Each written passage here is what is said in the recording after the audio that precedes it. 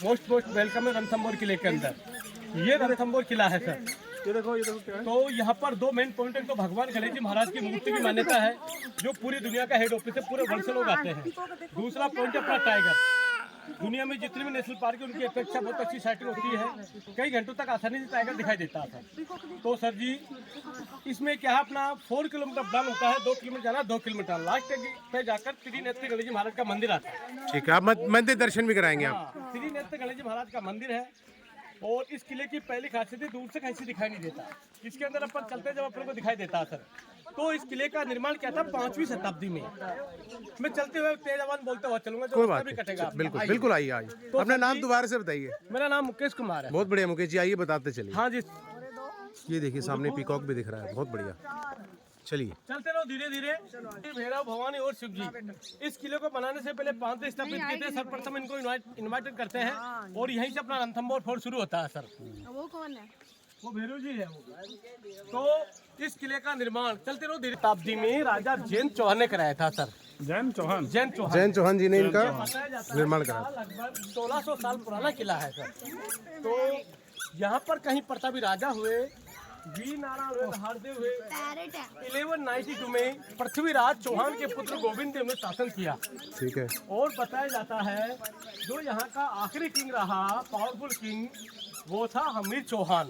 Okay. तो इसको हमीर चौहान के नाम से जाना जाता है सर। तो हमीर चौहान यहाँ का पावरफुल किंग था सर जी। ठीक है, हमीर चौहान 1282 में राजगद्दी पर बैठा था। उसका पहला कर्तव्य था शरणागत को शरण देना, यानी कोई भी इसके द्वार पे आता उसका मान सम्मान करना पहला कर्तव्य था सर। तो फर्स्ट में आया था खिलजी जलालुद्दीन। 1290 में उसने 3 हमले किए थे यहाँ पर, लेकिन वो यहाँ से परास्त होकर वापिस दिल्ली चला गया। जलालुद्दीन खिलजी ने मैम खिलजी। तो जलालुद्दीन खिलजी की उसी के भतीजे ने हत्या कर दी। बिल्कुल। और खिलजी ने क्या अपने को बड़ों को मार के राजगद्दी हासिल करी थी मैम, खिलजी वंश ने। तो उधर क्या था, अलाउद्दीन खिलजी दिल्ली का सुल्तान बन गया। मिल गया, बिल्कुल ठीक कह रहे हैं। तो जो अलाउद्दीन खिलजी था ना सर, उसी का एक सेनापति था, उसका नाम था सरदार मोहम्मद शाह। अलाउद्दीन खिलजी के सेनापति का नाम था सरदार मोहम्मद शाह। उसको दिल्ली से निकाल दिया। ये रणथंभौर किले के 2nd नंबर का दरवाजा है। 2nd नंबर का गेट है, इसको हाथी पोल कहा जाता है मैडम। और ये जो चट्टान देख रहे हैं दूर से गणेश जी महाराज की आकृति नजर आती है। अपन पास में जाके देखेंगे केवल चट्टान दिखाई देगी। है ये 2nd नंबर का दरवाजा है। आइए तो सर जी यहाँ पर क्या था, अलाउद्दीन खिलजी को सेनापति दे दी, सेनापति बनाया। तो अलाउद्दीन खिलजी का एक सेनापति था सरदार मोहम्मद शाह, उसको दिल्ली से निकाला तो यहाँ पर भेज दिया। वो क्या था, घूमता घूमता हिंदुस्तान के अंदर इधर आ गया। और अलाउद्दीन खिलजी का ये कहना था भाई मेरे सेनापति को कोई भी हिंदुस्तान में शरण देगा, मैं उससे लगातार युद्ध करता रहूंगा। तो उसको पता था मेरे को अगर हिंदुस्तान के अंदर कोई शरण दे सकता है तो रणथंभौर के ही दयावान राजा है हमीर चौहान, वो मेरे को शरण दे सकते हैं। तो सर जी अलाउद्दीन खिलजी का सेनापति रणथंभौर किले के अंदर आ छुपा था सर जी। तो अलाउद्दीन खिलजी को कई दिनों तक तो रणथंभौर का किला दिखाई नहीं दिया था। हाँ, ये बिल्कुल सही बता रहे हैं आप ही आपकी गाड़ी में बैठ के आपको दूर से कैसे दिखाई नहीं देता। तो फिर उसको कई दिनों बाद में दिखाई दिया। तो अलाउद्दीन खिलजी ने एक पैगाम भेजा सर। पहला पैगाम यहाँ पर संधि का भेजा, उसको हमीर चौहान ने वापिस ठुकरा दिया सर। और दूसरा भेजा लड़ाई का। ठीक है, तो लड़ाई वाले पैगाम को स्वीकार किया। तो यहाँ पर 1301 में युद्ध हुआ था सर जी, राजा हमीर चौहान का और अलाउद्दीन खिलजी का। तो जब राजा हमीर चौहान युद्ध करने के लिए गए थे, अपनी रानियों से बोलकर गए थे कि भाई अगर तुमको रिटर्न समय पर ब्लैक कलर का झंडा लहराता हुआ दिखाई दे तो तुम समझ लेना कि हमारा चौहान वंशीय शासक हार चुका है। और तुम अपने अपने चीतों पर बैठकर विधि विधान से सब धज कर केसरिया वस्त्र पहनकर जोहर कर लेना। और अगर तुमको ग्रीन कलर का फ्लैग दिखाई दे तो तुम खुशियां मनाना। तो सर हमीर की आर्मी तो इस किले के ऊपर थी, अलाउद्दीन खिलजी की आर्मी नीचे थी सर। हमीर चौहान के पास में 25,000 आर्मी थी, अलाउद्दीन खिलजी के पास में 80,000 आर्मी थी।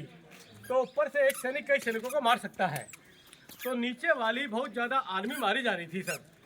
और जो रणथंभौर की आर्मी थी वो इस किले को तन मन धन से चाहती थी कि भाई हम चाहे आबाद हो जाएंगे लेकिन बर्बाद हो जाएंगे, लेकिन हम इसको विजय प्राप्त नहीं करने देंगे जो यहाँ की आबादी थी सर। तो कई दिनों युद्ध चलता रहा सर। तो जब परिणाम आया तो अलाउद्दीन खिलजी ने सोचा भाई हम इसकी नेचुरल बनावट के कारण हम इसको जीत नहीं।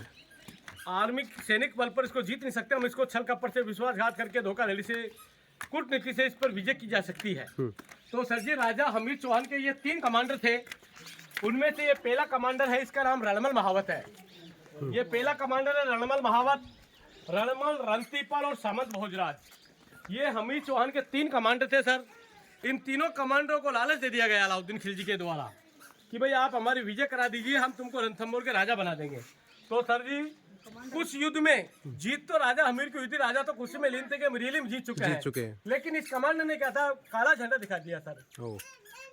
जैसे इसने काला झंडा दिखाया, अनाउंस किया कि भाई चौहान वंश से शासक हार चुका है, खिलजी वंश जीत चुका है। सभी राजा अपने अपने चीतों पर बैठकर विधि विधान से सर धरकर केसरा वंश पर जोर कर ले, अन्यथा जो खिलजी वंश है वो तुम्हारे साथ में दुर्हार करेंगे। तो बताया जाता है उनकी 3 राजा थी, बाकी प्रजा थी, दाशा, नौकरिया, पटना वगैरह मिलाकर एक साथ में 13,000 लड़कियों ने फायर कर लिया था सर किले में। फिर राजा हमीर को जोर रोकना था, इसने क्या था, इस गेट को बंद कर दिया था सर जी। तो उनका घोड़ा आया सीधा तेज गति से दौड़ लगाता हुआ, तो राजा ने देखा तो गेट बंद मिला। फिर राजा ने इसका सर कलम करके यहीं पे लगा दिया कि भाई भविष्य में कोई गद्दारी नहीं करे और गद्दार को ऐसी सजा मिले तो गद्दारी का प्रतीक है सर। फर्स्ट में क्या था, एलिफेंट आइडस है सर ये, तो ये एलिफेंट के स्टेज बना रखे हैं, तो इसको हाथीपोल के नाम से पुकारते हैं सर। तो ये चिटामैन कमांडर लोग इसको पत्थर मारते हैं। ये पहला कमांडर है, ये पहला कमांडर है। हाँ। इसने गद्दारी की थी। इसने गद्दारी करी सर। बहुत बढ़िया। सर जी पहला नौलखा पोल, दूसरा हाथी पोल, ये तीसरे नंबर का दरवाजा है, इसको गणेश पोल पुकारा जाता है। ये जो सामने आप बता रहे हैं वो गणेश जी महाराज की छोटी प्रतिमा है, बड़ा हेड ऑफिस यहाँ से 1.5 किलोमीटर पर आएगा। ठीक है जी। और ये 90 डिग्री पे बना हुआ गेट है, सीधा एलिफेंट रनिंग करके गेट को तोड़ नहीं सकता सर। ये वाच टावर था, यहाँ से संकेत वगैरह चलते थे। तो बताया जाता है उनको पहला कमांडर मिला था रणमल महावत, तो राजा ने उसका सर कलम करके वहीं पे लगा दिया था। उसके बाद में 2 सेनापति ने तीसरे नंबर का दरवाजा, इसका नाम है गणेश पोल, 2 सेनापति ने इसको बंद कर दिया था। राजा आए थे घोड़े पे, तो उन्होंने भगवान शिव जी से रिक्वेस्ट किया कि भगवान भोलेनाथ मेरे घोड़े के अंदर इतनी शक्ति प्रदान करिए, मेरी जो रानियां जोहर करने के लिए जा रही है मैं उसको रोक सकूं। उसका घोड़ा था बादल, उसके घोड़े को वायु पे दिया, हवा के सीधा ऊपर चला दिया, लेकिन जो रानियां थी वो जोहर कर चुकी थी, राजा में को रोक नहीं पाए मैम। तो यहाँ पर 2 घोड़े की टाप के निशान है। अब ये क्यों गलतियां है, संभव भी हो सकता, असंभव हो सकता, कोई मानता कोई नहीं मानता। ये नहीं इधर, ये देखिए अभी ये रगड़ के निशान देख पा रहे हैं आप, ये देखिए, इससे आपको पता लगता है घोड़ों के पैरों के निशान भी हैं। ये बादल घोड़े के टाप के निशान है सर। एक शिवलिंग में दिखाऊंगा आपको, बहुत बड़ा शिवलिंग है। तो दर्शकों ये है गणेश पोल, ये देखिए। चलते हैं आगे दरवाजे से, ये देखिए आगे चलते हैं हम फोर्ट में। गवर्नमेंट बनी उसके बाद किले का 4था नंबर का गेट। इसके 3 नाम है सर, वेलकम गेट, भूल भुलैया गेट और हंगरी पोल। पहले जब राजा महाराजा विजय प्राप्त करके आते थे, राजा इन झरोके से फूलों की बरसात करती थी, और इसी में आगे भूल भुलैया और हंगरी पोल के बारे में आपको आगे बताऊंगा। ठीक है जी, चलिए आप।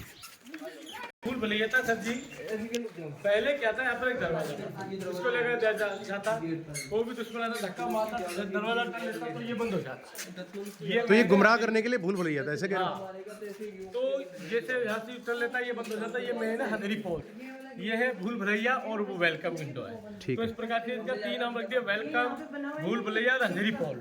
और इधर जाके दुश्मन चला जाता, खाई में सोपड़ घेरी खाती, सीधा खाई में चला जाता, उसको घास पत्तों से ढक कर रखा था। तो आप ये कह रहे हैं एक तरफ तो भूल भुलैया बनाया गया और एक तरफ खाई का रास्ता बनाया गया, ताकि कोई दुश्मन आए तो वो या तो भूल भुलैया में खो जाए या फिर वो खाई में गिर जाए।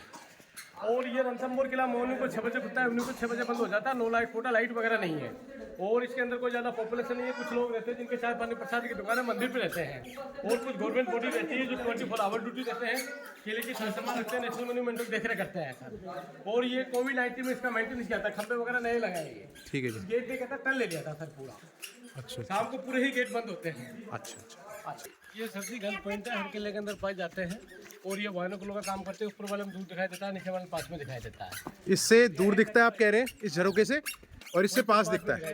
हिंदुस्तान में पहली तोप लाया था बाबर, उसके पहले बहुत तोप रही थी जब 1301 में युद्ध हुआ था। पहली तोप लाया था बाबर 1526 में जब पानीपत का युद्ध हुआ था। तो पहले क्या था, गर्म पानी, गर्म तेल वगैरह, भाले, तीर बाण, भाले, धनुष, इनसे युद्ध होता था।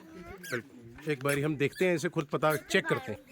ये देखिए, आप देख पा रहे हैं इसमें दूर का जो व्यू है, नीचे का व्यू आपको मिल रहा है जहाँ पर गाड़ियाँ पार्कड है, और यहाँ से नियर बाय व्यू मिल रहा है। तो एंगल इस तरह से सेट किया गया है ताकि राजा के सैनिक दूर से देख सके कि कौन आ रहा है। चलते हैं आगे। ये देखिए दोस्तों, आगे चलते हैं। ये वर्ल्ड हेरिटेज का बोर्ड बता रहे हैं। हम इनसे डाउट कर रहे थे कि ये वर्ल्ड हेरिटेज साइट है या नहीं। लेट अस सी। जुलाई 2013 के अंदर वर्ल्ड हेरिटेज यूनेस्को के अंदर सम्मिलित हो गया था। World heritage moment Ranthambore fort, बहुत अच्छा। किले का मैप पूरा। ये देखिए दर्शकों, ये है मैप। हम खड़े हैं यहाँ पर और हम रानी तालाब देखेंगे, पद्मावती तालाब देखेंगे और फिर हम गणेश टेम्पल जाएंगे। तो लेट अस गो। तो ये भाई हमें ले आए हैं बहुत बढ़िया व्यू दिखाने के लिए और तालाब दिखाने के लिए। चलिए देखते हैं। झील, हाँ जी। नेशनल पार्क है सर जी, 1700 वर्ग किलोमीटर स्क्वायर के अंदर बना हुआ है। इसको 1980 में इसकी स्थापना करी थी। पहले भी जंगल था। ठीक है। पहले लोग रहते थे, गाय भैंस वगैरह पालते थे, जानवर वगैरह दूध का व्यापार करते थे सर। तो गवर्नमेंट ने क्या इसको बनाया, फतेह सिंह राठौर ने। ये देखो तो क्या है उधर। तो इस तालाब को कह रहे हैं, झील को कह रहे हैं? इस पूरे पार्क को अच्छा, पूरे, अच्छा, ओके। तो सर जी अभी ये क्या है, इसके अंदर कुछ पेड़ों को काट काट के कच्चे मार्ग बनाए। अब ये वर्ल्ड लेवल पे छा गया सर। दुनिया में जितने पार्क है, कान्हा है, बांदा कोटा, सुंदर बने, उनकी अपेक्षा बहुत अच्छी साइटिंग होती है। बहुत अच्छी तरीके से टाइगर दिखाई देता है। 3 महीने के लिए इसको बंद कर देते हैं, जुलाई, अगस्त, सितंबर। इसमें अभी 80 के लगभग टाइगर है, लेपर्ड है, भालू है, पाइथन है, कोबरा है, जैकोल है, कई प्रकार के एनिमल पाए जाते हैं सर इसके अंदर। और इसमें 200 के समथिंग क्रोकोडाइल रहते हैं। ये जो भी महल है, ये लाल कलर की बिल्डिंग देख रहे हैं आप।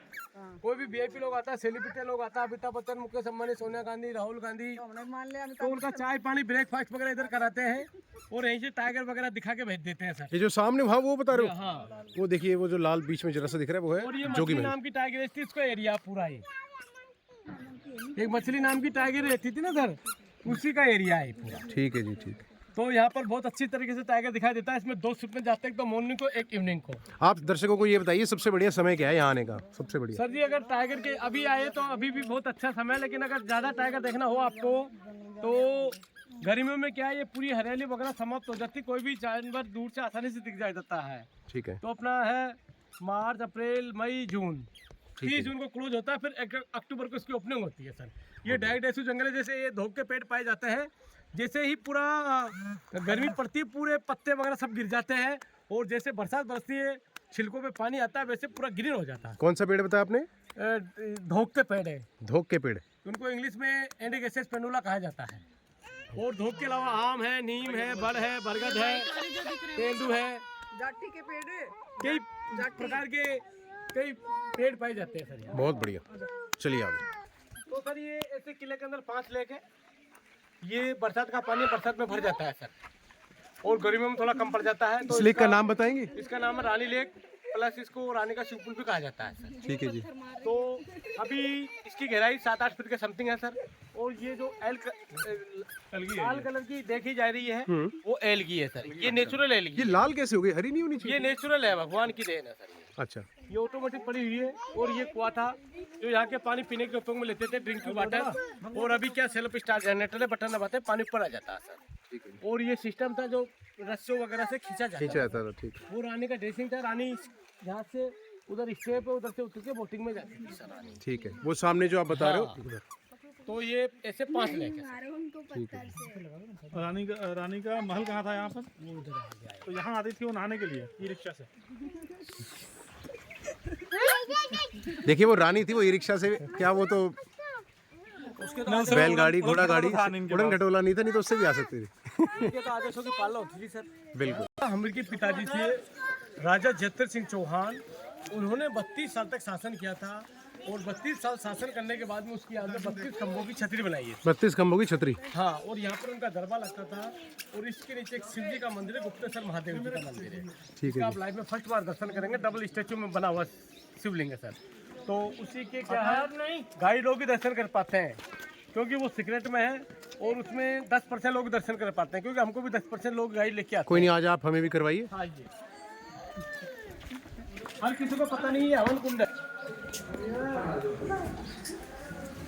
ये देखिए हम आए हैं शिव जी के मंदिर में, चलते हैं आगे।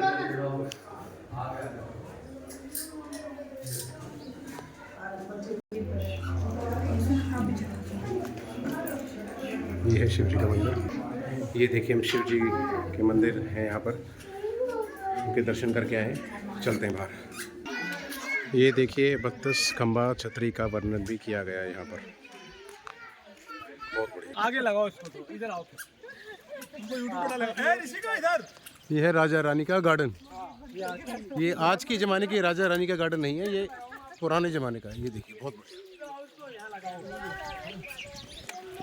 नाच गाने डांस प्रोग्राम वगैरह चलते थे, और अभी इसको आम जनता के लिए डेवलपमेंट कर दिया सर। लोग उठ बैठ सकते हैं, खाना वगैरह खा सकते हैं, पिकनिक वगैरह मनाने के लिए बच्चे वगैरह आते हैं सर। हरा भरा बनाए रखा है। और वो राजा का पैलेस है सर, सामने वाला वो है जो 4 मंजिला बना हुआ है। अभी उसका मेंटेनेंस का कार्य चल रहा है सर। जब वो पूरी तरह तैयार हो जाएगा फिर उसको टिकट के द्वारा म्यूजियम के रूप में दिखाना अलाउ करेंगे सर। अभी इसकी जगह बाहर म्यूजियम बना हुआ है, राजीव गांधी म्यूजियम संग्रहालय के है सर। तो उसके अंदर कोई चार्जिंग वगैरह नहीं है, पूरा फ्री है सर। मॉर्निंग को 10 बजे खुलता है, इवनिंग को 5 बजे बंद होता है सर। और ये झोर पैलेस था सर पूरा, ये देख रहे हैं। यहाँ पर एक साथ में रानियों ने झोर किया था, पूरा पैलेस ब्लास्ट हो गया। ये राजा के पैलेस से भी कई गुना बड़ा है। जो आपने स्टोरी बताई थी वो जौहर वाली, वो जौहर यहीं हुआ था? यहाँ झोर हुआ।